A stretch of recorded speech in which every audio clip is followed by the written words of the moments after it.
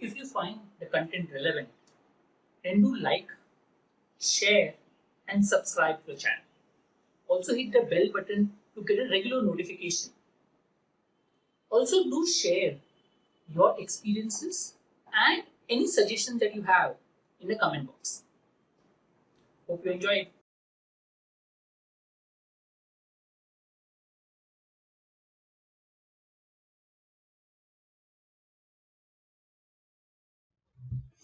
Hi, so you're looking at IFT preparation plan. Before we go to IFT preparation plan, let's first look at the exam paper pattern. So if you look at the exam paper pattern, you have 35 questions of VRC, that is verbal, each of 3 marks each. You have LRDA 30 questions, again each of 3 marks each. Quant 25 questions, again 3 marks each. And GK 20 questions, 1.5 marks each. So GK to total weightage is 30 marks out of a total 300 marks paper. So around 10% weightage is GK. But you can't completely ignore GK because you have a sectional cutoff. So if you look at the GK sectional cutoff is 5 marks. So that means based on the last year's, you require at least 4 questions correct in GK to clear the sectional cutoff. Same way you have Quant sectional cutoff of 50, LRDA of 22 and VRC 34. The cutoff for SC, ST and PWD is comparatively lower. Overall, out of 300 marks, you require 138 marks as a general category to clear the cutoff, 115.5 for EWS OBC and 89 for SC, ST, PWD. There is 1/3 negative marks allotted. So that means out of 3 marks, if you go wrong in the question, you get -1 mark. Out here in GK, you'll get minus 0.5 marks as negative for going wrong. The paper is of 2 hours. Right? So if you look at, you have around 110 questions, okay, in 120 minutes. So yes, so you have 120 means 110 questions, like a speed based test, almost 1 minute per question, right? So questions are comparatively a little easier, but yes, you still have to solve. As compared to CATSAT, the questions will be comparatively a little simple.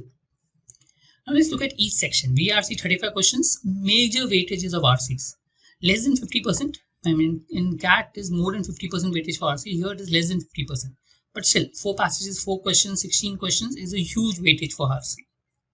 Next comes to analogy, which is 4 questions, vocabulary 4 questions, parajumble 3 questions, grammar, idioms, and fill in the blank. So this is a general weightage for the VRC section. So normally it is preferred that whichever questions take less time you solve fast and then go to a question that takes more time. For example, analogy will take less time, fill in the blanks will take less time, idioms will take less time. So look at questions that take lesser time, vocabulary will take less time.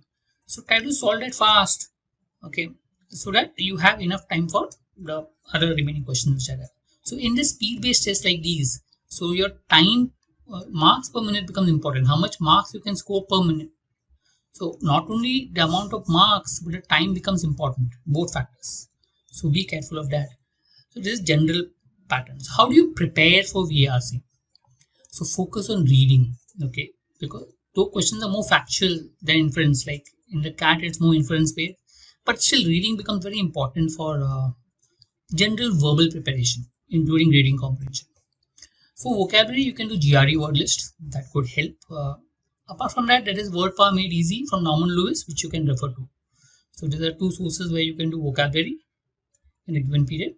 Grammar, instead of going Brennan Martin, which is really long and confusing, it makes sense to solve exercises and write down your mistakes in a book. So normally we tend to do similar mistakes every time.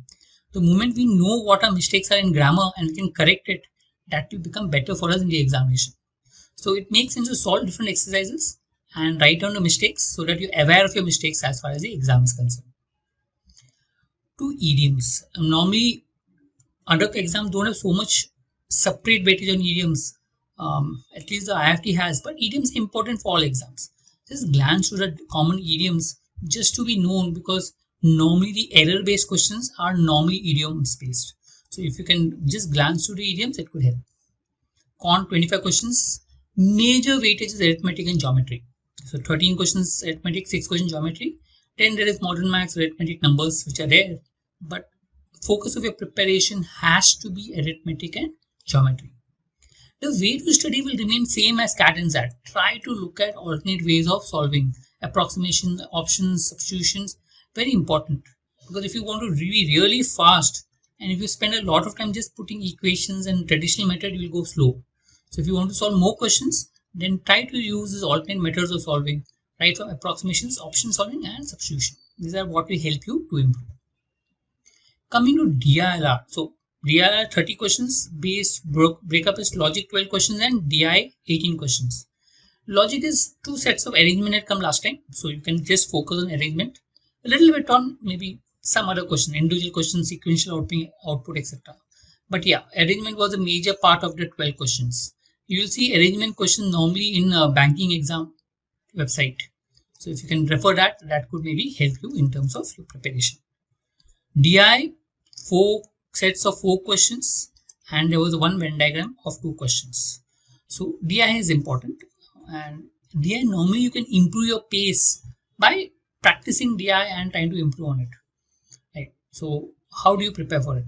So for logic, at least focus on arrangement type of questions, solve other type of puzzles, etc., which has come in the past. But there's so many different type of questions. Just glance through it, and as in when you prepare for other exams, you'll also prepare for logic for IFT. For DI, if you really want to be fast, focus on approximations.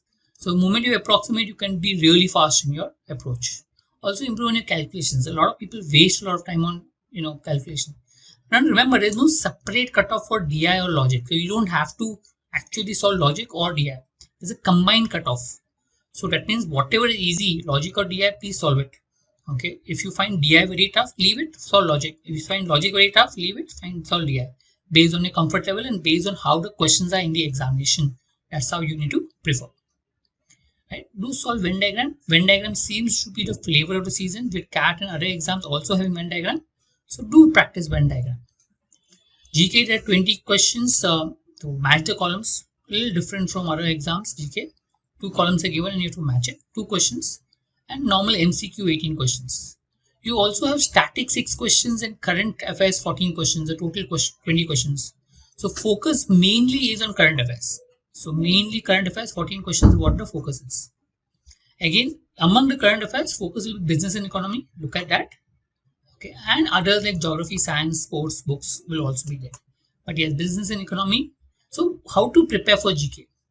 One is look at the main events that have happened in the last 2 years. Since the focus is current, so if you can just go to the main events that have happened last 2 years, a lot of magazine, newspaper come up with this snippets of the year, main events that have happened in the year. Maybe you can glance through those. So try looking at that. Read newspaper magazines regularly to be up to date what is happening around. That helps. Okay, and also focus a little bit on more of business and economics as far as preparing for IFT is concerned. Right? I hope that helps. Do write mocks. That is very important to build strategy. And I'm sure if you follow your proper plan, you'll be able to do well in the exam. Thank you.